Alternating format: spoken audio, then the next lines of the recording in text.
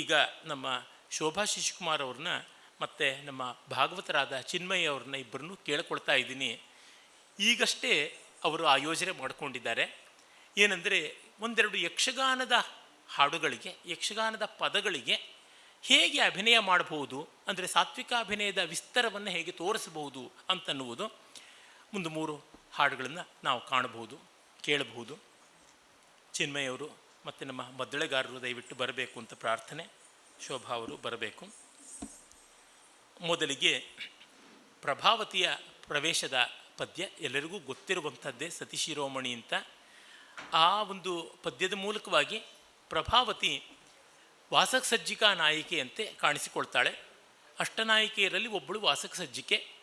ಅಂದರೆ ತನ್ನ ಪ್ರಿಯತಮ ಬರ್ತಾನೆ, ಪತಿ ಬರ್ತಾನೆ ಅನ್ನುವ ಸಂಭ್ರಮದಲ್ಲಿ ಅಲಂಕಾರ ಮಾಡಿಕೊಂಡು ಸಜ್ಜಾಗುವಂಥದ್ದು.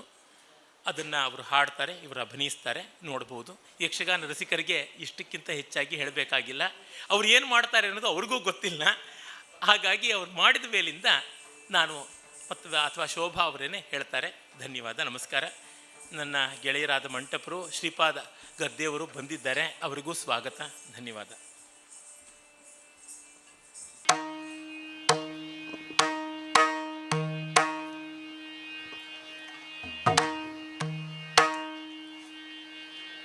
ಶ್ರೀ ಗುರುಗಣಾಧಿಪತಯೇ ನಮಃ.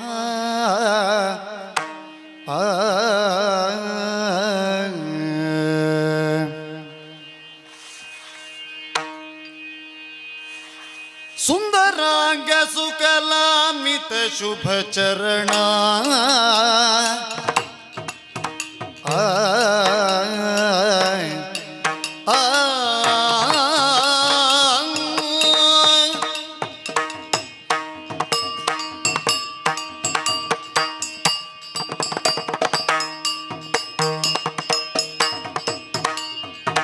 ಸುಂದರಾಂಗ ಸುಕಲಾಮಿತ ಶುಭ ಚರಣ ಕಟಿಶೋಭಿತ ವ್ಯಾಳ ಸುಬಂಧನಾಬ್ಜ ಸಖ ಕೋಟಿ ಸದೃಶ ಕಿರಣ ಚಂದನಾಂಗ ಚರ್ಚಿತ ಸುಮನೋಹರ ಚಂದನಾಂಗ ಚರ್ಚಿತ ಸುಮನೋಹರ ಮಂದಹಾಸ ಮಹಿಮಾ ಬುದ್ಧಿ ಶುಭಕರ ವಾರಣ ವದನ ತ್ರೈಲೋಕ್ಯ ಸುಮೋಹನ ವಾರಣ ವದನ ವಾರಣಾಸ್ಯ ವರದಾಯಕ ಸನ್ನುತ ನಾರದಾದಿ ಮುನಿ ವಂದಿತ ಪದಯುಗ ವಾರಣವದನ ಗಜವದನ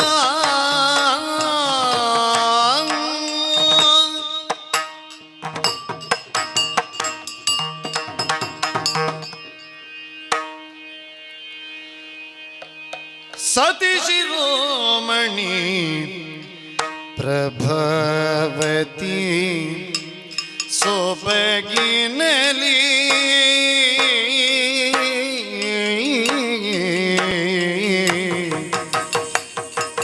ಪ್ರಭಾವತಿ ಸೊಬಗಿನಲಿ ಬೆಡಗಿನಲಿ ಸೊಬಗಿನಲಿ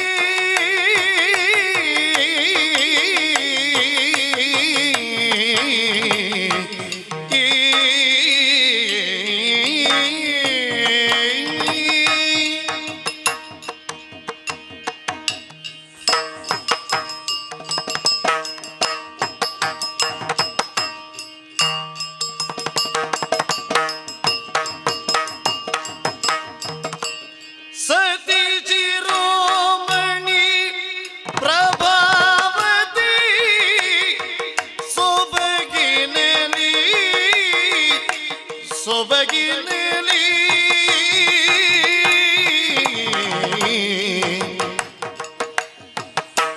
ರತಿಯ ಸೋಲಿಪ ರೂಪಿನತಿ ಸೊಬಗಿನಲ್ಲಿ ರತಿಯ ಸೋಲಿಪ ರೂಪಿನತಿ ಸೊಬಗಿನಲ್ಲಿ ಬೆಡಗಿನಲ್ಲಿ ಸೊಬಗಿನಲ್ಲಿ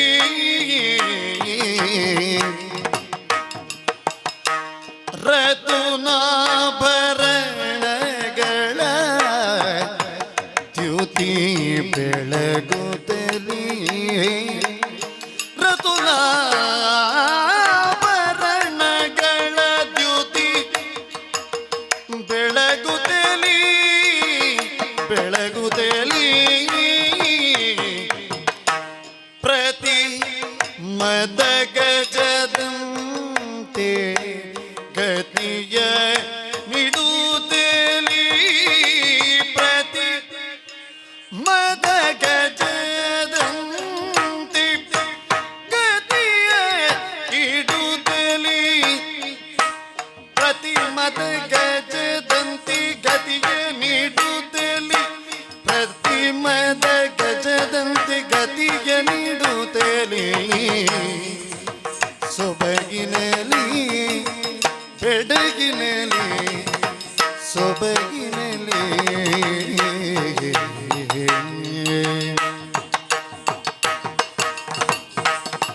ಸತಿ ಶಿರೋಮಣಿ ಪ್ರಭಾವತಿ ಸೊಬಗಿನಲ್ಲಿ ಹೃದಯ ಸೋಲಿಪ ರೂಪಿನತಿ ಸೊಬಗಿನಲ್ಲಿ ರತುನಾಭರಣಗಳ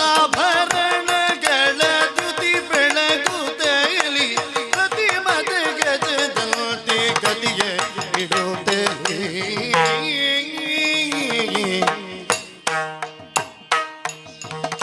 ಚತುರತೆಯ ನಿರಿಯುಡುಗೆಗಳ ಶೋಭಿತದ ಚೆಲ್ವಿನ ಅರ್ಧಚಂದ್ರಾಕೃತಿಯ ಫಣಿ ಚತುರತೆಯ ನಿರಿಯುಡುಗೆಗಳ ಶೋಭಿತದ ಚೆಲ್ವಿನ ಅರ್ಧಚಂದ್ರಾಕೃತಿಯ ಫಣಿ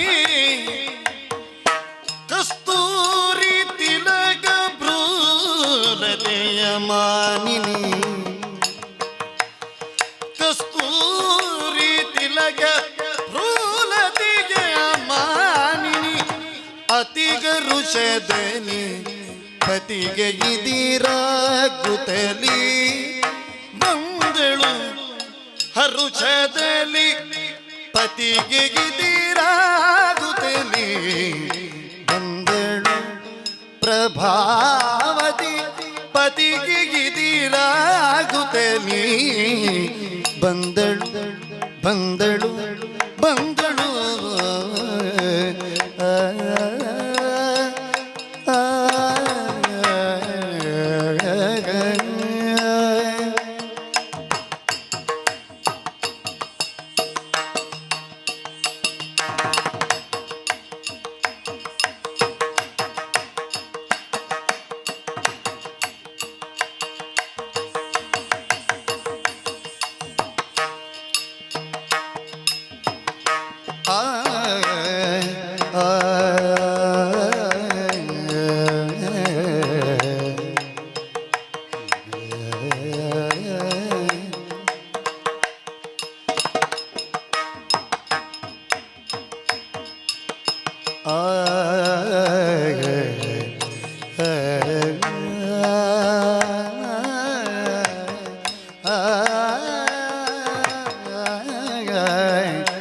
ಚತುರತೆಯ ನಿರಿಯುಡುಗೆಗಳ ಶೋಭಿತದ ಚೆಲ್ವಿನ ಅರ್ಥಚಂದ್ರಾಕೃತಿಯ ಪಣಿ ಕಸ್ತೂರಿ ತಿಲಕ ಭ್ರೂಲತೆಯ ಮಾನಿನಿ ಯತಿಗ ಋಷದಲ್ಲಿ ಪದಿಗೆ ಎದಿರಾಗುತ್ತಲಿ ಬಂದಳು ಪ್ರಭಾವತಿ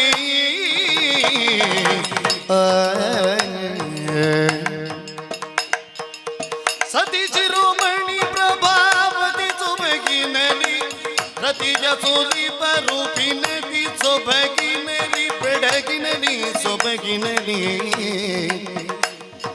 ರತುನಾಭರಣಗಳ ದ್ಯುತಿ ಬೆಳಗುತ್ತಲಿ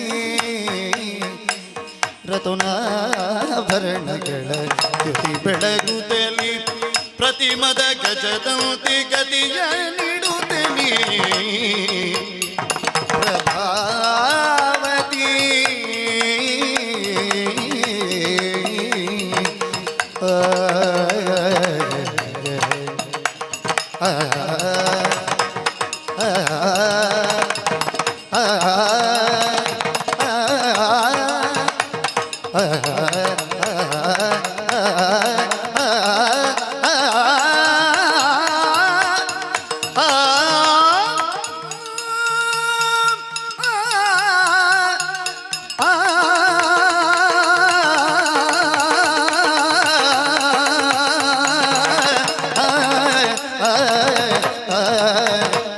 ಪ್ರಭಾವತಿ ಸೊಬಗಿನಲಿ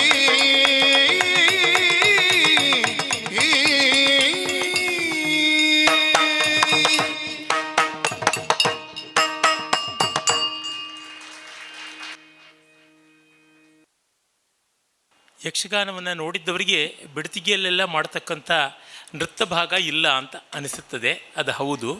ಆದರೆ ಆ ಪಾತ್ರದ ಸ್ಥಾಯಿಯನ್ನು ಹಿಡಿದು ಯಾವ ರೀತಿ ಪೂರ್ವ ಸಿದ್ಧತೆ ಇಲ್ಲದೆ, ರಿಹರ್ಸಲ್ ಇಲ್ಲದೆ, ಈ ಕ್ಷಣದಲ್ಲಿ ಈ ಸಭೆ ಆರಂಭವಾಗುವುದಕ್ಕಿಂತ ಒಂದು 5 ನಿಮಿಷ ಮುಂಚೆ ಈ ಹಾಡನ್ನು ಮಾಡಿ ಅಂತ ಅವರು ಪ್ರಭಾವತಿಯ ಕಥೆಯನ್ನೂ ಕೇಳಿದವರಲ್ಲ. ಅವರಿಗೆ ಇದನ್ನು ಹೇಳಿದ್ದಷ್ಟೇ. ಅಂದರೆ ಆ ಆಂಗಿಕ ಸಾತ್ವಿಕಗಳ ವಿವರ ಗೊತ್ತಿದ್ದರೆ ಆ ಸಾಹಿತ್ಯದ ಅರ್ಥವನ್ನು ಮನಸ್ಸಿನಲ್ಲಿಟ್ಟುಕೊಂಡು ಮತ್ತು ಅದ್ಭುತವಾಗಿ ಹಾಡಿದ್ದಾರೆ ಚಿನ್ಮಯ್ ಅವರು. ತುಂಬ ಸೊಗಸಾದಂಥ ಭೀಂಪಲಾಸಿ ಅಭೇರಿ ರಾಗ. ಇಷ್ಟು ಒಳ್ಳೆಯ ಹಾಡನ್ನು ಹಾಡಿದ್ರೆ ಯಾರಿಗೂ ಕುಣಿಬೇಕು ಅಂತ ಅನಿಸುತ್ತದೆ. ಅಷ್ಟು ಸುಂದರವಾದಂಥ ಮದ್ದಳೆಯ ಸಾಥಿಯನ್ನು ಕೂಡ ಕೊಟ್ಟಿದ್ದಾರೆ. ಬಹಳ ಚೆನ್ನಾಗಿವೆ. ಇವು ಅಷ್ಟು ಪೂರ್ವ ಯೋಜಿತ ಎನ್ನುವಂಥ ರೀತಿಯಲ್ಲಿ ಆಗಿರುವುದು ಬಹಳ ಸಂತೋಷದ ಸಂಗತಿ. ಇಲ್ಲಿ ನೋಡಬಹುದು ಸಾತ್ವಿಕ ಭಾವಕ್ಕೆ ಬೇಕಾಗಿರುವಂಥ ಆಂಗಿಕ ಹೇಗೆ ಒದಗಿ ಬಂದಿದೆ ಅಂತ. ಯಾತಕ್ಕೆ ಇದನ್ನು ಮಾಡಿದೆ ಅಂತ ಅನ್ನೋದನ್ನು ಶೋಭಾ ಅವರು ಈಗ ಹೇಳಲಿ ಅಂತ ಪ್ರಾರ್ಥನೆ. ಅದಾದ ಮೇಲೆ ಮುಂದಿನ ಅಂಶವನ್ನು ವಿವರಿಸ್ತೀನಿ. ಇವಳು ಸ್ವಾಧೀನ ಪಥಿಕ. ಸ್ವಾಧೀನ ಪಥಿಕ ಅವಳ ಲಕ್ಷಣ, she is a very confident ನಾಯಿಕ. ಮತ್ತು ಅವಳ ಪ್ರೀತಿ, ನಾಯಕನಲ್ಲಿ ಅವಳಿಗಿರುವಂಥ ಪ್ರೀತಿ ಬಗ್ಗೆನೂ ಅಷ್ಟೇ ಹೆಮ್ಮೆ ಇರುತ್ತೆ. ಹಾಂ, ಈ ಸ್ವಾಧೀನ ಪಥಿಕ ಇವಾಗ ವಾಸಕ ಸಜ್ಜೆಯಾಗಿ ತೋರಿದ್ರೆ ಹೇಗಿರುತ್ತೆ ಅಂತ. ಬಿಕಾಸ್ ವಾಸಕ ಸಜ್ಜಿಕೆ ಬೇರೆ ಬೇರೆ ರೀತಿಯಲ್ಲಿ ಮಾಡಬಹುದು. ಭಿನ್ನವಾದ ನಾಯಕಿಯರಿಗೆ ಒಂದು ಸ್ವೀಯಾಗೇ ಬೇರೆ ಬರುತ್ತೆ, ಒಂದು ಸಾಮಾನ್ಯಗೆ ಬೇರೆ ಬರುತ್ತೆ. ಒಂದು ಪರಕೀಯ ನಾಯಿಕ ವಾಸಿಕ ಸಜ್ಜ ಆದರೆ ಅವಳೇ ಬೇರೆ ಆಗ್ತಾಳೆ. ಈ ಶೇಡ್ಸ್ ಅವಳು ಡ್ರೆಸ್ ಮಾಡ್ಕೊಳ್ಳೋದ್ರಲ್ಲೇ ನಾಯಕನ ಒಂದು ಅವಳ ಗಂಡ ಅವಳಿಗೆ ಅಷ್ಟು ಅವನ ಮೇಲೆ ಒಂದು ಅಭಿಮಾನ, ಹೆಮ್ಮೆ, ಹಾಗೂ ಅವನು ತುಂಬ ಪ್ರೌಢವಾದ ನಾಯಕ ಅವನು, ಹಾಗೆ ಇವಳು ಪ್ರೌಢ ನಾಯಿಕ ಕೂಡ. ಸೊ ಆ ಸಂಬಂಧದ ಒಂದು ಘನತೆ ಏನಿದೆ ಅದೇ ಒಂದು ಬೇರೆ ಆಗಿರುತ್ತೆ. ಸೊ ಇಲ್ಲಿ ಅವಳ ದೇಹದ ಸ್ಥಿತಿ, ಸ್ಥಾನಕಗಳು has to be very confident. ಇಲ್ಲಿ ಒಂದಷ್ಟು ಕರಣಗಳನ್ನು ನಾನು ಬಳಸಿದೆ. ವೃಶ್ಚಿಕ, ಆ ವೃಶ್ಚಿಕ ಬಂದು ಹೆಚ್ಚು ಸಂಭ್ರಮಕ್ಕೆ ಮತ್ತು ಹಾರೋಂಥದ್ದು. She is feeling in the air. ಇಷ್ಟು ದಿವಸಗಳು ನಾನು ಹಾಗೂ ಅಲ್ಲಲ್ಲಿ ಕನೆಕ್ಷನಲ್ಲಿ ಇದನ್ನು ಹೇಳ್ತಿದ್ದೆ, ಅವಳು ವಿರಹೋತ್ಕಂಠಿತ ನಾಯಿಕೆ ಆಗಿ ಇದ್ದಳು. ಈಗ ಅವನು ಬರ್ತಿದ್ದಾನೆ ಅನ್ನೋಂಥ ಸುದ್ದಿ ಬಂದ ಮೇಲೆ ಇವಾಗ ತುಂಬ ಹರ್ಷದಲ್ಲಿ ಅವಳು ವಾಸಕ ಸಜ್ಜೆ ಆಗ್ತಿದ್ದಾಳೆ.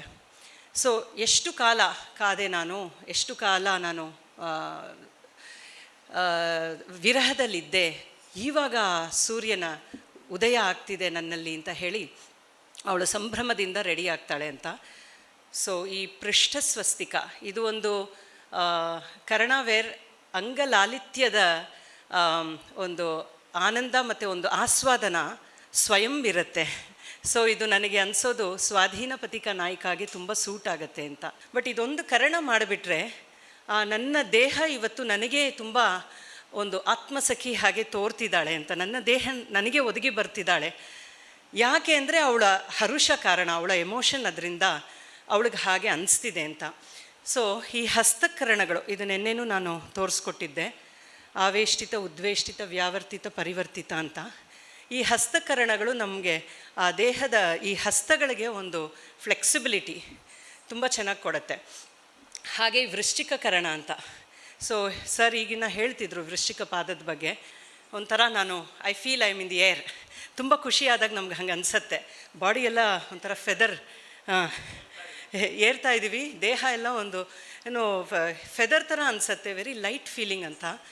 ಅಂಥ ಕರಣಗಳು. ಮತ್ತು ಗೂರ್ಣಿತ ಅಂದರೆ ನನಗೆ ಆ ಮದ, ಒಂದು ರೀತಿ ಮದ, ಒಂದು ರೀತಿ ಆನಂದದ ಮದ, ಅದು ಒಂದು ರೀತಿ ಆ ಗೂರ್ಣಿತ ಬಂದು it's giving me a intoxicated feeling. Because ನನ್ನ ಹರ್ಷಕ್ಕೆ ಏನೂ ಇದೇ ಇಲ್ಲ, ಎಲ್ಲೇ ಇಲ್ಲ ಅಂತ ಹೇಳಿ. ಸೊ ಹೇಗೂ ಅದು ವಾಕ್ಯಾರ್ಥ ಅಂದರೆ ಇದೇನೆ. ಹೆಚ್ಚು ಹೆಚ್ಚು ಅದಕ್ಕೆ ಅರ್ಥಗಳನ್ನ ನಾವೇ ಧ್ವನಿ ಸಹೃದಯ ಗೋಚರ ಅಂತಾರೆ. ಹಾಗೆ ನಮಗನ್ಸಿದ್ದೆಲ್ಲ ನಾವು ಭಾವಿಸಬಹುದು. ಆ ಒಂದು ರೇಂಜಲ್ಲಿ ಆ ಭಾವಕ್ಕೆ ತಕ್ಕಂಗೆ ಬರುವಂಥ ಒಂದು ಇದಿರುತ್ತಲ್ಲ, ಬೌಂಡ್ರೀಸ್, ಆ ಬೌಂಡ್ರೀಸಲ್ಲಿ ನಮಗೆ ಅನಿಸಿದ್ದೆಲ್ಲ ಭಾವಿಸಬಹುದು. ಹಾಗೆ ಇದು ಚತುರಕರಣ ಕೂಡ ಬಳಸಿದ್ದೆ. ಆ್ಯಂಡ್ ಇದು ಡೀಟೇಲಿಂಗ್ ಮಾಡಬೇಕಂದ್ರೆ ನಾಯಕನಿಗೆ ಏನೇನೆಲ್ಲ ಇಷ್ಟ ಆಗಬಹುದು ಅಂತ ಹೇಳಿ ಇನ್ನೊಂದು ವಿಷಯ ಮಾಡಿದೆ. ಇವತ್ತೇನೋ ತುಂಬ ಏನೂ ಇನ್ನೂ ಮೇಕಪ್ಪು ಮಾಡ್ಕೊಂಡಿಲ್ಲ, ಏನೂ ಇಲ್ಲ. ಏನು ನಿನ್ನ ಮುಖ, ಅವಳು ಕನ್ನಡಿ ನೋಡ್ಕೊಂಡು ಅವಳು ಸ್ವತಃ ಅವಳ ಜೊತೆನೇ ಮಾತಾಡ್ಕೋತಾ ಇರೋವಂಥದ್ದು. ನಿನ್ನ ಮುಖ ಇವತ್ತು ಸಡನ್ನಾಗಿ ಏನೋ ಒಂದು ಕಮಲ ಅರಳ್ದಂಗೆ ಅರಳ್ಬಿಟ್ಟಿದೆಯಲ್ಲ, ಅದು ಹೇಗೆ ಅಂತ. ಯಾಕೆಂದರೆ ಅವಳು ಹೃದಯದಲ್ಲಿ ಅಷ್ಟು ಉಲ್ಲಾಸ ಇದೆ ಅಂತ ಹೇಳಿ, ಮತ್ತು ಅದಕ್ಕೆ ಇನ್ನೊಂದಷ್ಟು ಅಲಂಕಾರ ಮಾಡಿ ಅವಳು ತುಂಬ ಹೀಗೆ ನಾನು ನಿಂತಿದ್ದರೆ ನೀನು ಬಂದಿದ್ದ ಕ್ಷಣ ನೋಡಿದ ತಕ್ಷಣ ನಿನಗೆ ಆನಂದ ಆಗತ್ತೆ ತಾನೇ, ಆ ಥರ ರೀತಿ ತಾನೇ ನಾನು ಸಜ್ಜಿಕೆನ ಮಾಡ್ಕೊಂಡಿದ್ದೀನಿ ಅಂತ ಅವಳಿಗವಳೇ ಚೆಕ್ ಮಾಡಿಕೊಂಡು ಹಾಗೆ ಅವನಿಗೆ ತುಂಬ ಫ್ರೇಗ್ರೆಂಟ್ ಫ್ಲವರ್ಸ್ ಅಂದರೆ ತುಂಬ ಸುವಾಸನೆ ಇರುವಂಥ ಪುಷ್ಪಗಳು ಅವನಿಗೆ ಇಷ್ಟ ಅಂದರೆ ಅದನ್ನೆಲ್ಲ ತೊಡಗಿಸ್ಕೊಂಡು. ಸೊ ಸ್ವಾಧೀನ ಪತಿಕ ಸದಾ ಕಾಲ ಅವಳನ್ನ ಹೇಗೆ ಸಜ್ಜಿಕೆ ಮಾಡ್ಕೋತಾಳೆ ಅಂದರೆ ನಾಯಕನಿಗೆ ಯಾವುದು ಇಷ್ಟ ಆಗತ್ತೆ ಅನ್ನೋದು ಒಂದು, ಮತ್ತು ಅವಳಿಗೆ ಗೊತ್ತಿರತ್ತೆ ಅವನ ಇಷ್ಟಗಳ ಬಗ್ಗೆ. ಇದಿಷ್ಟೂ ತರಕ್ಕೆ ನಾನು ಪ್ರಯತ್ನ ಪಟ್ಟಿದ್ದೀನಿ.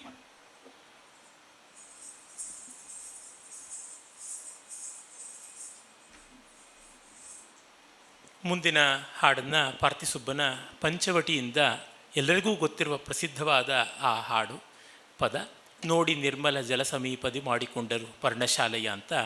ಆ ಪರ್ಣಶಾಲೆಯನ್ನು ರಾಮನ ಆಣತಿಯಂತೆ ಲಕ್ಷ್ಮಣ ಮಾಡಿಕೊಂಡಿದ್ದು. ಇವೆಲ್ಲ ಭಾಗವತರ ಪದ್ಯಗಳಾಗಿದ್ದರಿಂದ ಆ ಪದ್ಯಗಳನ್ನು ಪದಾರ್ಥವಾಗಿ ಮಾಡೋದಕ್ಕೆ ಸಾಧ್ಯವೇ ಇಲ್ಲ. ಮಾಡಿದರೆ ಅದು ಆ ನಟನಿಗೆ ಅವನ ಸಂದರ್ಭವನ್ನು ಸರಿಯಾಗಿ ಅರ್ಥ ಮಾಡಿಕೊಂಡಿಲ್ಲ ಅನ್ನೋ ಆಕ್ಷೇಪ ಬರ್ತದೆ. ಹಾಗೆ ಅಂತ ಭಾಗವತ ಹಾಡ್ತಾ ಇದ್ದಾಗ ಇವರು ಸುಮ್ಮನೆ ಇದ್ದರೆ ಅದು ಪ್ರಯೋಜನಕ್ಕೆ ಬರೋದಿಲ್ಲ. ಆ ಪದ್ಯ ಅಷ್ಟು ಸುಂದರವಾದ ಪದ್ಯಕ್ಕೆ ಒಂದು ಸಾರ್ಥಕ್ಯ ಬರೋದಿಲ್ಲ. ಹಾಗಾಗಿ ಅಲ್ಲಿರುವ ಪದಾರ್ಥವನ್ನು ಮಾಡದೆ ವಾಕ್ಯ ಅರ್ಥವನ್ನು ಮಾಡಬೇಕಾಗುತ್ತದೆ. ಅದು ಎಲ್ಲರಿಗೂ ಗೊತ್ತೇ ಇರತಕ್ಕಂಥದ್ದು. ಯುಕ್ತವಾದಂಥ ಸ್ಥಳವನ್ನು ನೋಡಿಕೊಂಡಿದ್ದು ವಾಲ್ಮೀಕಿ ರಾಮಾಯಣದಲ್ಲೂ ಬರ್ತದೆ. ವಾಲ್ಮೀಕಿ ರಾಮಾಯಣದಲ್ಲಿ ಮತ್ತೂ ಸುಂದರವಾದಂಥ ಒಂದು ಅಂಶ ಇದೆ. ಅದಂದರೆ ರಾಮ ಹೇಳ್ತಾನೆ ಲಕ್ಷ್ಮಣನಿಗೆ, ನೀನೇ ಒಂದು ಒಳ್ಳೆಯ ಸ್ಥಳವನ್ನು ನೋಡಿ ಅಲ್ಲಿ ನಮಗೊಂದು ಪರ್ಣಶಾಲೆ ಮಾಡಪ್ಪ ಅಂತ. ಅಣ್ಣ ನೀನು ಕಾಲಿನಲ್ಲಿ ತೋರಿಸು, ನಾನು ಅದನ್ನು ತಲೆಯಲ್ಲಿ ಹೊತ್ತು ಮಾಡ್ತೀನಿ, ನನಗೆ ಸ್ವಾತಂತ್ರ್ಯ ಬೇಡ.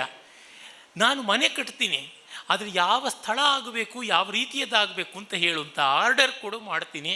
ನಾನು ಸ್ವಾತಂತ್ರ್ಯ ತೆಗೆದುಕೊಂಡು ಮಾಡುವಂತಹ ಸ್ವತಂತ್ರತೆಯ ದುರವಸ್ಥೆ ನನಗೆ ಬೇಡ, ಈ ಪರತಂತ್ರತೆಯ ಪರಮಾನಂದ ಇರಲಿ ಅಂತಾನೆ. ತುಂಬ ದಿವ್ಯವಾದಂಥ ಭಾವ. ಇವೆಲ್ಲವನ್ನು ಆ ಒಂದು ಸಂಚಾರಿಗಳಲ್ಲಿ ತರುವುದಕ್ಕೆ ಸಾಧ್ಯತೆ ಇದೆ. ಅಂದರೆ ನಾವು ಭಾವಿಸ್ತೀವಿ ಸ್ವಾತಂತ್ರ್ಯ ನಮಗೆ ಬೇಕು, ಸ್ವಾತಂತ್ರ್ಯ ನಮಗೆ ಬೇಕು ಅಂತ. ಸ್ವಾತಂತ್ರ್ಯದಿಂದ ಬರುವ ಸಂಕಟಗಳು ಏನು ಅಂತ ನಮಗೆ ಚೆನ್ನಾಗಿ ಗೊತ್ತಾಗ್ತಾ ಇದೆ. 80 ವರ್ಷ ಆಗ್ತಾ ಬಂತು. ಹಾಗಾಗಿ ಪಾರತಂತ್ರ್ಯ ಸ್ವಚ್ಛಂದಂ ಭವತಶ್ಚಂದೆ ಪಾರವಶ್ಯಂ ಭವದ್ವಶೆ ಪಶ್ಯತಾಂನ ಸಮಾಧತ್ತಂ ಸದಾಚಿತ್ತಂ ಶಮಾಧ್ವನಿ ಅಂತ ರಾಳ್ಳಪಲ್ಲಿ ಅನಂತಕೃಷ್ಣ ಶರ್ಮರ ಮಾತು. ನಿನ್ನ ಇಚ್ಛೆಯಲ್ಲಿ ನನ್ನ ಇಚ್ಛೆಯನ್ನು, ನಿನ್ನ ಸ್ವಾಮಿತ್ವದಲ್ಲಿ ನನ್ನ ಅಧೀನತೆಯನ್ನು ಕಂಡುಕೊಳ್ಳುವ ಆನಂದವನ್ನು ನನಗೆ ಸದಾ ಕೊಡು, ಆ ಉಪಶಾಂತಿ ನನಗಿರಲಿ ಅಂತ ಬಯಸಿ ಪರತಂತ್ರರಾಗುವ ಸುಖ ಸ್ವಾತಂತ್ರ್ಯಕ್ಕಿಂತ ಮಧುರವಾದದ್ದು ಅಂತ ಗೊತ್ತಾಗುತ್ತದೆ. ಹೀಗೆ ಲಕ್ಷ್ಮಣ ಆ ಚಟುವಟಿಕೆಗಳನ್ನು ಕೈಗೊಳ್ಳುವುದು, ಮತ್ತು ಅವನು ಹಣ್ಣು ಹಂಪಲುಗಳನ್ನು ತಂದು ತನ್ನ ಅಣ್ಣನಿಗೆ ಅತ್ತಿಗೆಗೆ ಕೊಡುವುದು, ಆ ಒಂದು ಭಾಗವನ್ನು ಇವರು ಹಾಡ್ತಾರೆ, ಅದಕ್ಕೆ ಅಭಿನಯಿಸಿ ತೋರಿಸ್ತಾರೆ.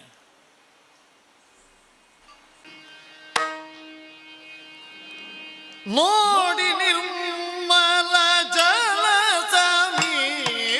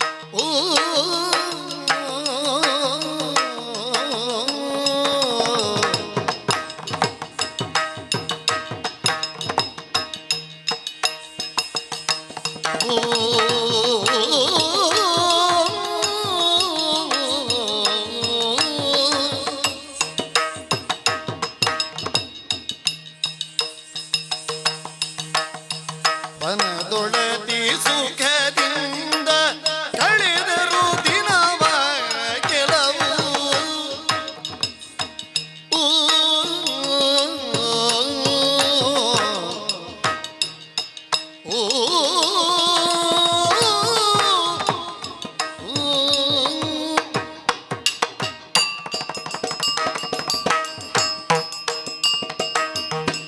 ವನದ ಫಲಗಳ ಕೊಯ್ದು ಲಕ್ಷ್ಮಣ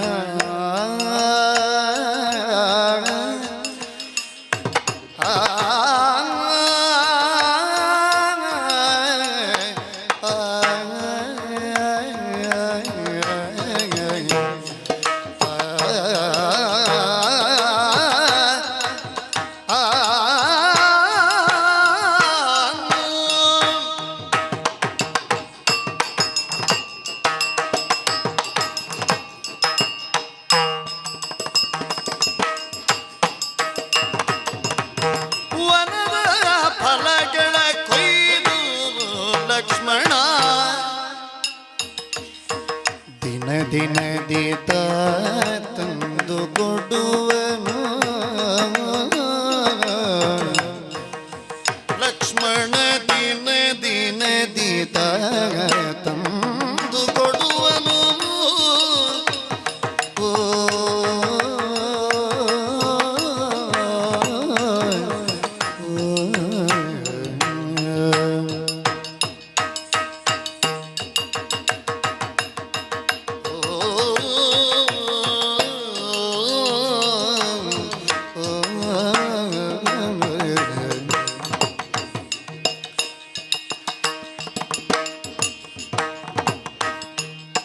ವನದೊಳತಿ ಸುಖದಿಂದ ಕಳೆದರು ದಿನವ ಕೆಲವು ವನದೊಳ್ ಅತಿ ಸುಖದಿಂದ ಕಳೆದರು ದಿನವ ಕೆಲವು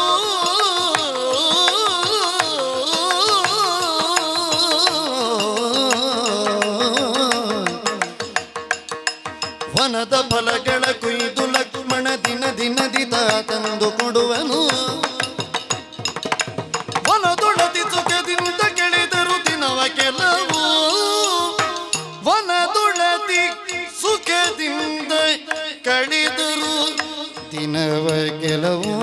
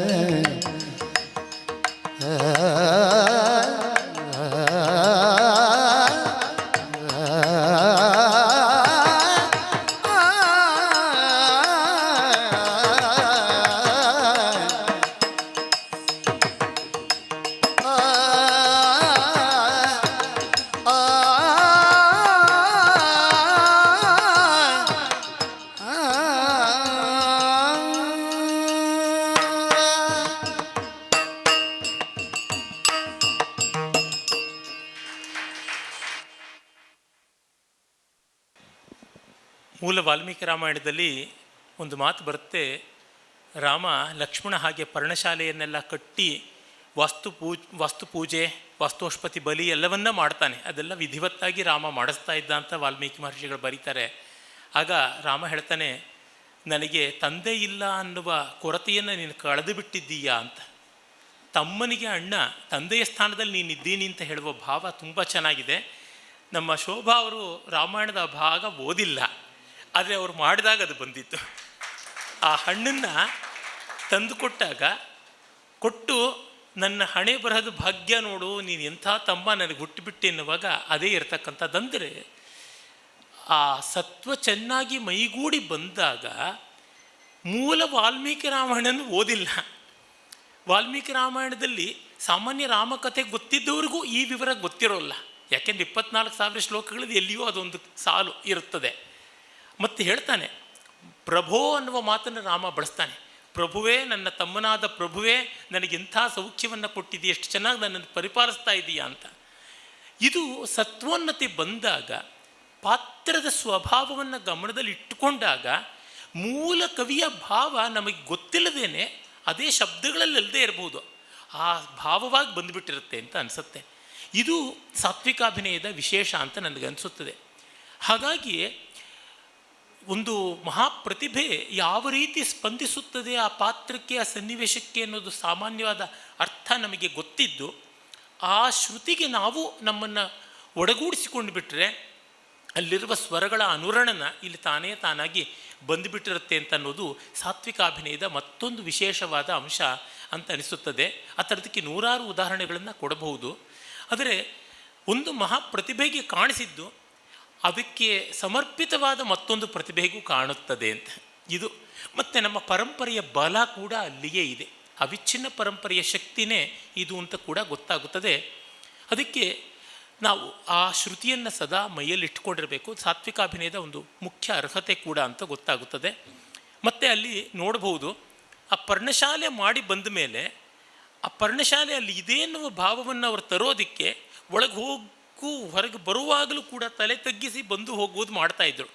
ಅಂದರೆ ಸಾತ್ವಿಕಾಭಿನಯದ ಮತ್ತೊಂದು ಮುಖ್ಯ ಆಯಾಮ, ನಾವು ನಾಟ್ಯಧರ್ಮಿಯಿಂದಲೇ ಅಲ್ಲಿಲ್ಲದ ವಸ್ತುವನ್ನು ತೋರಿಸಿರ್ತೀವಿ. ಅಂದರೆ ಯಾವುದನ್ನು ಆಹಾರ್ಯಾಭಿನಯ ಅಂತ ಕರಿತೀವಿ, ರಂಗಸಜ್ಜಿಕೆ, ಅಲಂಕಾರ ಇತ್ಯಾದಿಗಳೆಲ್ಲವನ್ನೂ ಅಭಿನಯದಿಂದಲೇ ತೋರಿಸಿರೋದಾಗಿರುತ್ತದೆ, ಅದು ನಾಟ್ಯಧರ್ಮಿ. ಹಾಗೆ ಮಾಡಿದ್ದು ಅಲ್ಲಿನ್ನೂ ಇದೆ ಅಂತ ತೋರಿಸ್ಬೇಕಾಗುತ್ತದೆ, ಮತ್ತೆ ಹೋಗುತ್ತದೆ. ಆದರೆ ಆ ಘಟನೆ ಮುಗಿಯುವವರೆಗೂ ಅದನ್ನು ಇಟ್ಕೊಂಡ್ರೆ ಅದಕ್ಕೊಂದು ವ್ಯಕ್ತಿತ್ವ ಬರುತ್ತದೆ. ಈ ಮೂಲಕವಾಗಿ ಆ ರಂಗಸಜ್ಜಿಕೆಯನ್ನು ಕೂಡ ನಮ್ಮ ಕಣ್ಣಿಗೆ ತಂದುಕೊಡುವಂತೆ ಮಾಡುತ್ತದೆ. ಅಲ್ಲಿ ಒಂದಷ್ಟು ಸತ್ವವನ್ನು ನಾವು ಹಾಕಿದರೆ ಆಗಿರುತ್ತದೆ. ಅಲ್ಲಿ ಕಂಬಗಳನ್ನು ನೆಟ್ಟು ಮರಗಳನ್ನೆಲ್ಲ ಮತ್ತೆ ತಂದುಕೊಂಡು ಬಂದು ತೊಲೆಗಳನ್ನೆಲ್ಲ ಹಾಸಿ ಆಮೇಲೆ ಮೇಲೆ ಎಲೆಗಳನ್ನೆಲ್ಲ ಹಾಕಿ ಅಸ್ತರಣ ಮಾಡಿದ್ದನ್ನು ಸಾಂಕೇತಿಕವಾಗಿ ತೋರಿಸುವುದಾಯ್ತಲ್ಲ, ಆಗ ಬಳಸಬೇಕಾದ ಬಲ ಎಷ್ಟಿದೆ. ಯಕ್ಷಗಾನ ಕಲಾವಿದರು ತುಂಬ ಚೆನ್ನಾಗಿ ಆ ಶಾರೀರಿಕ ಶ್ರಮದ ಬಲವನ್ನೆಲ್ಲ ತೋರ್ಪಡಿಸ್ತಾರೆ, ಸುಕುಮಾರವಾಗಿ ಮಾಡೋದಿಲ್ಲ. ಅದು ಬಹಳ ಚೆನ್ನಾಗಿರ್ತಕ್ಕಂಥದ್ದು. ಕಾಡಿನಲ್ಲಿ ಮರ ಕತ್ತರಿಸಿ ಎಲ್ಲ ಮಾಡುವುದು, ಅದನ್ನು ಅವರು ಹಾಗೇ ಮಾಡಿ ತೋರಿಸಿದ್ದಾರೆ. ಅಂದರೆ ಶಾರೀರಿಕವಾದ ಶ್ರಮ ಕೂಡ ಅಲ್ಲಿ ಹಾಕಬೇಕಾಗಿರ್ತದೆ. ಒಂದು ಭಾರ ಅಂತೀವಲ್ಲ, ಅದು ಭಾರ ಹಾಕುವುದು ಆ ಬಗ್ಗೆ ಎಲ್ಲ ಅದದ್ದಿರುತ್ತದೆ. ಇನ್ನು ಅವರು ಈ ವಿಶೇಷವಾಗಿ ಏನಾದರೂ ಹೇಳೋದಿದ್ದರೆ ಹೇಳ್ಬೋದು. ಹಾಂ, ಆಯಿತು. ಇನ್ನು ನಮ್ಮ ಭಾಗವತರಂತೂ ತುಂಬ ಚೆನ್ನಾಗಿ ಹೇಳಿದ್ರು. ನನಗೆ ಎರಡನೇ ರಾಗವಾದಂಥ ದುರ್ಗಾ ಅವರು ಬಳಸಿದ ರೀತಿ ಎಷ್ಟು ಮೈಮರೆಯುವಂತೆ ಮಾಡ್ತಂದರೆ, ಮೊದಲು ಅವರು ಯಾವ ರಾಗ ಬಳಸೋದು ಅಂತ ಮರ್ತೋಯ್ತು. ಮಧ್ಯಮಾವತಿಯಲ್ಲ, ಮಧ್ಯಮಾವತಿ. ಅಂದರೆ ಆ ಭಾವ ಅಷ್ಟು ಚೆನ್ನಾಗಿದೆ ಅಂತ ಗೊತ್ತಾಗುತ್ತೆ. ಒಂದು ಪ್ರಸನ್ನ ಮನೋಹರವಾದ ಮಧ್ಯಮಾವತಿಯಿಂದ ಆರಂಭ ಮಾಡಿ ಮತ್ತು ರಸಮಯವಾದ ಒಂದು ಉಲ್ಲಾಸವನ್ನು ತಂದುಕೊಡುವಂತಹ ದುರ್ಗಾ ರಾಗಕ್ಕೆ, ಅದು ಎರಡೂ ಔಡವ ರಾಗಗಳೇ. ಹಾಂ, ಅದು ಹೌದು, ಅದು ಮಧ್ಯಮಾವತಿನಲ್ಲಿ ಪರಂಪರೆ ಹೌದು. ಆಮೇಲೆ ಅವರ ಹಣ್ಣು ಹಂಪಲುಗಳನ್ನು ತಂದುಕೊಡೋ ಅಂತ ಬಂದಾಗ ಆ ದುರ್ಗಾನ ತೊಗೊಂಡು ಬಂದಿದ್ದು ತುಂಬ ಸುಂದರವಾಗಿಬಿಡ್ತು, ಬಹಳ ರಮ್ಯವಾದದ್ದು. ಅಂದರೆ ಯಾವ ಸನ್ನಾಹ ಇಲ್ಲದೆ ಮಾಡೋದಕ್ಕೆ ಆಗೋದಕ್ಕೆ ಕಾರಣ ಏನಂದರೆ, ಆ ರಾಗಗಳಲ್ಲಿ ಆ ಬಗೆಯ ಸಾತ್ವಿಕ ಭಾವವನ್ನು ಉದ್ಬುದ್ಧಗೊಳಿಸುವಂಥ ಶಕ್ತಿ ಇದೆ ಅಂತ ಅನ್ನೋದು ಗೊತ್ತಾಗುತ್ತದೆ. ಸಮುಚಿತವಾದ ರಾಗವನ್ನು ಹಾಕಿಕೊಂಡು ಯುಕ್ತವಾದ ಲಯದಲ್ಲಿ, ತ್ವರಿತ ಲಯವೋ ಮಧ್ಯಮ ಲಯವೋ ವಿಳಂಬ ಲಯವೋ ಅದರೊಳಗೆ ಹಾಡಿದ್ರೇ ಸತ್ವಕ್ಕೆ ಬೇಕಾದ ಎಷ್ಟೋ ಸಾಮಗ್ರಿ ಸೇರಿಬಿಡ್ತದೆ. ಎಷ್ಟೋ ಬಾರಿ ನನಗನ್ಸಿದೆ, ನೃತ್ಯ ಸಂಗೀತದಿಂದಾಗಿ ನೋಡುವಂತೆ ಆಗುತ್ತದೆ ಅಂತ. ಕೆಲವೊಮ್ಮೆ ಕೆಟ್ಟ ನೃತ್ಯವನ್ನು ಕಣ್ಣು ಮುಚ್ಚಿಕೊಂಡು ಒಳ್ಳೆಯ ಸಂಗೀತದಿಂದ ಕೇಳ್ಕೊಂಡು ಹೊರಟೋಗ್ಬಿಡ್ಬೋದು ಅಂತಲೂ ಆಗಿರುತ್ತದೆ. ಇನ್ನು ಈ ಒಂದು ಪ್ರಯೋಗದ ಕೊನೆಯ ಒಂದು ಅಂಶವನ್ನು ನಾವು ದಾಕ್ಷಾಯಿಣಿಯ ದಕ್ಷಾಧ್ವರದ ಪ್ರಸಂಗದಿಂದ ನೋಡ್ಬೋದು. ಅಲ್ಲಿ ದಾಕ್ಷಾಯಿಣಿ ದಕ್ಷನ ಯಜ್ಞಕ್ಕೆ ತಾನು ಹೋಗಬೇಕು ಅಂತ ಅಪೇಕ್ಷೆ ಪಡ್ತಾಳೆ. ಶಿವ ಒಪ್ಪಿಕೊಳ್ಳೋದಿಲ್ಲ.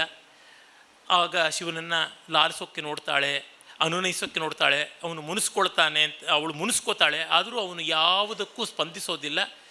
ಆಗ ನಾನು ಮೌನಂ ಸಮ್ಮತಿ ಲಕ್ಷಣಂ ಅಂತ ಹೊರಟು ಬಿಡ್ತೀನಿ ಅಂತ ಹೊರಡ್ತಾಳೆ. ಹೊರಡುವಾಗಲೂ ಅವಳಿಗೆ ಕಳವಳ, ಹೋಗೋದಾ ಬೇಡವಾ ಅಂತ ಬಾಗಿಲವರೆಗೂ ನಿಂತು ತಿರುಗಿ ನೋಡ್ತಾಳೆ. ಆ ಸನ್ನಿವೇಶ ತಮಗೆಲ್ಲ ಗೊತ್ತೇ ಇದೆ. ಅದನ್ನು ಈಗ ಅಭಿನಯಿಸ್ತಾರೆ. ನಿಲ್ಲದು ಮನವಲ್ಲಿ ಹೋಗದೆ ನಿಲ್ಲದು ನಿಲ್ಲದು ನಿಲ್ಲದು ಮನವಲ್ಲಿ ಹೋಗದೆ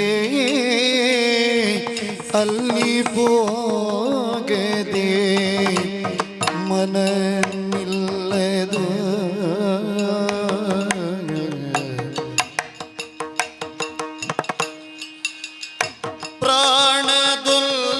ಪ್ರಾಣದುಲ್ಲಭ ಕಳುಗಿಸಲಗದೆ ಪ್ರಾಣದುಲ್ಲಭ ಕಳುಗಿಸಲಗದೆ ಕಳುಗಿಸಲಗದೆ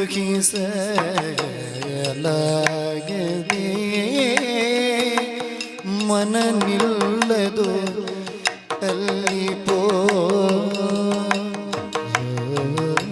ಹೋಗದೆ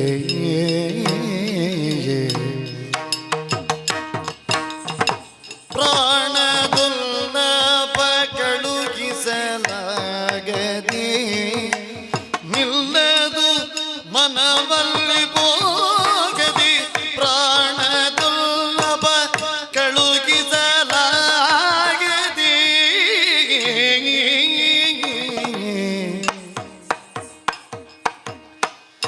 ನಿಲ್ಲದೆ ಬಗೆನಾಡೆ ಎಂದಳು ನಿಲ್ಲದೆ ಬಗೆನಾಡೆ ಎಂದಳು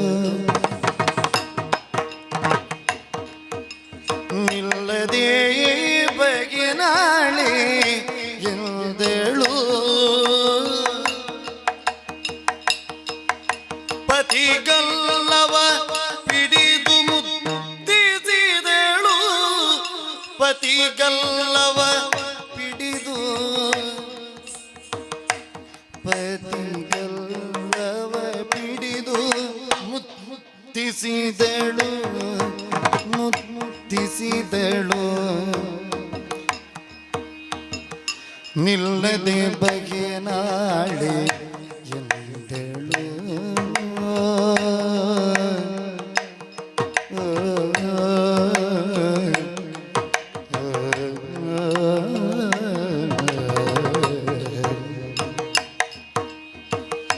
ನಿಲ್ಲದು ಮನವಲ್ಲಿ ಹೋಗದೆ ನಿಲ್ಲದು ಮನವಲ್ಲಿ ಹೋಗದೆ ಪ್ರಾಣದುಲ್ಲಭ ಕಳುಗಿಸಲಾಗದೆ ಕಳುಗಿಸಲಾಗದೆ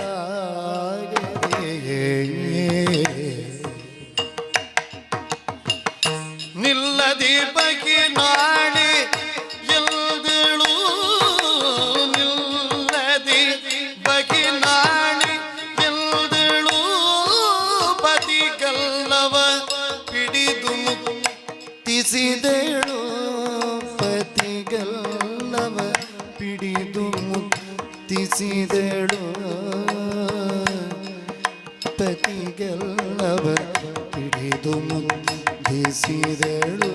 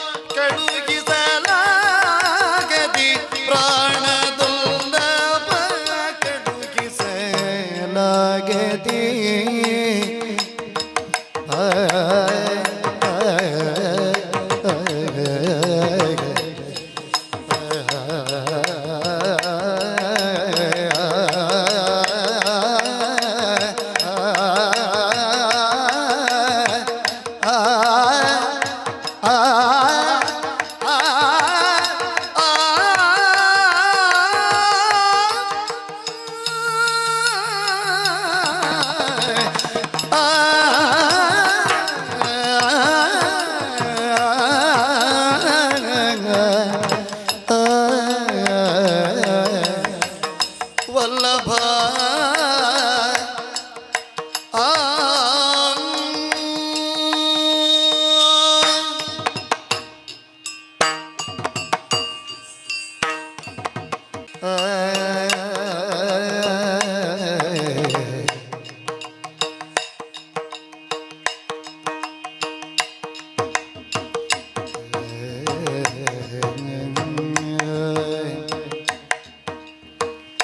ನಿಲ್ಲದು ಮನವಲ್ಲಿ ಹೋಗದೆ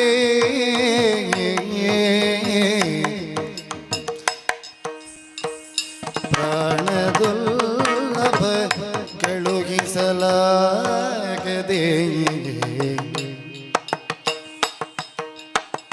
ನಿಲ್ಲದೆ ಬಗೆ ನಾಳಿಯಿಂದಳು ಪತಿಗಲ್ಲವ ಪಿಡಿದು ಮುತ್ತಿಸಿದಳು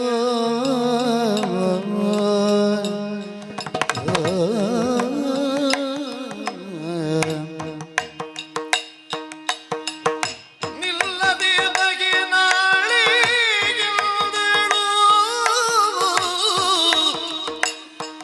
ಪತಿಗಲ್ಲವ ಪಿಡಿದು ಮುತ್ತಿಸಿದಳು ಪತಿಗಲ್ಲವ ಪಿಡಿದು ಮುತ್ತಿಸಿದಳು ನಿಲ್ಲದು ಮನವಲ್ಲಿ ಹೋಗದೆ ನಿಲ್ಲದು ಮನವಲ್ಲಿ ಹೋಗದೆ ನಿಲ್ಲದು ಮನವಲ್ಲಿ ಹೋಗದೆ ವಲ್ಲಭ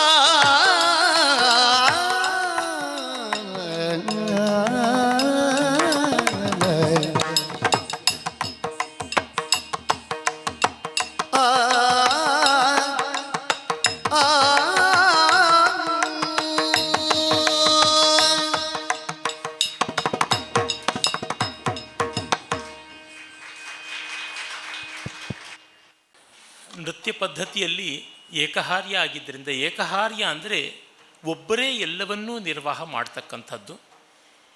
ಮತ್ತು ಏಕಾಹಾರ್ಯವೂ ಹೌದು, ಯಾಕೆಂದರೆ ಒಂದೇ ವೇಷದಲ್ಲಿದ್ದು ಮಾಡ್ತಕ್ಕಂಥದ್ದು. ಹಾಗಾಗಿ ಶಿವನದು ತೋರಿಸಿದ್ದಾಗಿದೆ.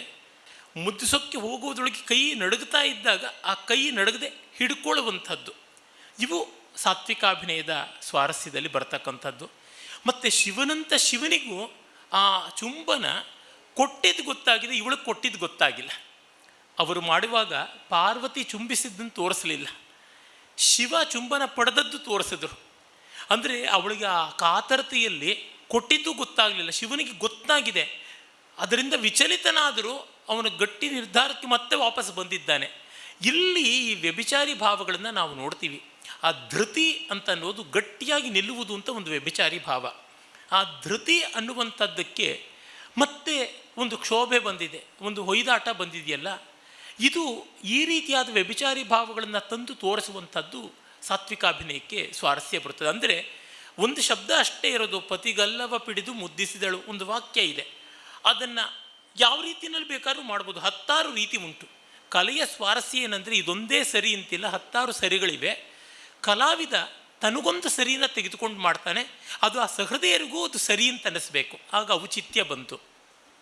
ಇದನ್ನು ನಾವಿಲ್ಲಿ ಕಂಡ್ವಿ. ಹೀಗೆ ಸಾತ್ವಿಕ ಭಾವಕ್ಕೆ ಆ ಸನ್ನಿವೇಶದೊಳಗೆ ಹೋಗುವಂಥ ಒಂದು ಶಕ್ತಿ ಬೇಕಾಗುತ್ತದೆ. ಮತ್ತು ಅದಕ್ಕೆ ಬೇಕಾದ ಆಂಗಿಕವನ್ನು ಇಲ್ಲಿ ನೋಡಿ, ಕಂಪನ ಅನ್ನುವಂತಹ ಒಂದು ಸಾತ್ವಿಕ ಭಾವ ಕೂಡ ಬಂದಿದೆ. ಕೈ ನಡಗೋದು, ಮೈ ನಡಗೋದು, ಈ ರೀತಿಯಾದಂಥದ್ದು. ಹೀಗೆ ಇವುಗಳನ್ನು ಬಳಸಿಕೊಂಡು ಮಾಡುವುದಾಗಿದೆ. ಅದಕ್ಕೆ ತಕ್ಕಂತೆ ಅವರು ಮೊದಲು ಚಾರುಕೇಶಿ ರಾಗ ತೆಗೆದುಕೊಂಡಿದ್ದು ಅನಿಸುತ್ತೆ, ಆಮೇಲಿಂದ ಸಿಂಧು ಭೈರವಿ ರಾಗಕ್ಕೆ ಬಂದರು. ಎಷ್ಟು ಸುಂದರವಾಗಿತ್ತು, ಕಂಠ ಅಷ್ಟು ಚೆನ್ನಾಗಿ ನುಡಿಯುತ್ತಲ್ವ. ಆ ಕಂಠದಲ್ಲಿ ಕಂಪಿತ ಗಮಕಗಳು ಎಲ್ಲ ಸ್ತರದಲ್ಲಿ ನುಡಿತಾ ಇದ್ದರೆ ಭಾವಕ್ಕೆ ತುಂಬ ಚೆನ್ನಾದ ಪೋಷಣೆ ಕೊಡುತ್ತದೆ. ಎಷ್ಟೋ ಬಾರಿ ಒಳ್ಳೆ ಗಾಯಕ ಇದ್ದರೆ ಇನ್ಯಾವುದೂ ಬೇಕಾಗೋದಿಲ್ಲ, ಅಷ್ಟನ್ನು ನಡೆಸಿಕೊಡ್ತಾನೆ ಅನಿಸುತ್ತೆ. ತುಂಬ ಒಳ್ಳೆ ಭಾಗವತರು, ಬಹಳ ಸಂತೋಷವಾಯಿತು. ಅವರು ಮದ್ದಳೆಯಾದರೂ ಅಷ್ಟೇ ಚೆನ್ನಾಗಿರ್ತಕ್ಕಂಥದ್ದು. ಇಂಥದ್ದು ಎಲ್ಲ ಕಲಾವಿದರಿಗೂ ಸಿಗುವಂತೆ ಆಗಲಿ ಈ ರೀತಿಯಾದ ಹಿಮ್ಮೇಳ ಒಳ್ಳೆ ಕಲಾವಿದರಿಗೆ ಅಂತ ಹಾರೈಸ್ತೀನಿ. ಅಷ್ಟು ಸೊಗಸಾದದ್ದು. ಸಿಂಧು ಭೈರವಿ ಆದರೂ ಅಷ್ಟೇ. ಈ ಚಾರುಕೇಶಿ ರಾಗದಲ್ಲಿ ಇಲ್ಲದೇ ಇರುವ ಕರುಣ ರಸ, ಸಮರ್ಪಣೆ, ಭಕ್ತಿ ಸಿಂಧು ಭೈರವಿ ರಾಗದಲ್ಲಿದೆ. ಚಾರುಕೇಶಿಯಲ್ಲಿ ಶೃಂಗಾರದ ಪಾರಮ್ಯ ಹೆಚ್ಚಿದೆ. ಆದರೆ ಇಲ್ಲಿ ಆ ಶೃಂಗಾರವು ಭಕ್ತಿಯಲ್ಲಿ, ಕರುಣದಲ್ಲಿ, ದೈನ್ಯದಲ್ಲಿ ಪರ್ಯವಸಾನವಾಗುತ್ತದೆ. ಅಂದರೆ ಅವಳು ತನ್ನ ಶೃಂಗಾರದಿಂದ, ಅನುನಯದಿಂದಲೇ ಶಿವನನ್ನು ಒಲಿಸಬಹುದು ಅಂತ ಅಂದುಕೊಂಡಿದ್ದು, ಅದೂ ಆಗಲಿಲ್ಲ, ಕಣ್ಣೀರು ಕರೆದದ್ದು ಆಗಲಿಲ್ಲ, ಏನೂ ಆಗಲಿಲ್ಲ ಅಂತನ್ನುವುದಷ್ಟು ತೋರಿಸೋದಕ್ಕೂ ಕೂಡ ತುಂಬ ಯುಕ್ತವಾದಂಥ ರೀತಿಯಲ್ಲಿ ಬಂದದ್ದು ಅಂತೂ ಗೊತ್ತಾಗುತ್ತದೆ. ಇವೆಲ್ಲ ಒದಗಿ ಬರುತ್ತವೆ.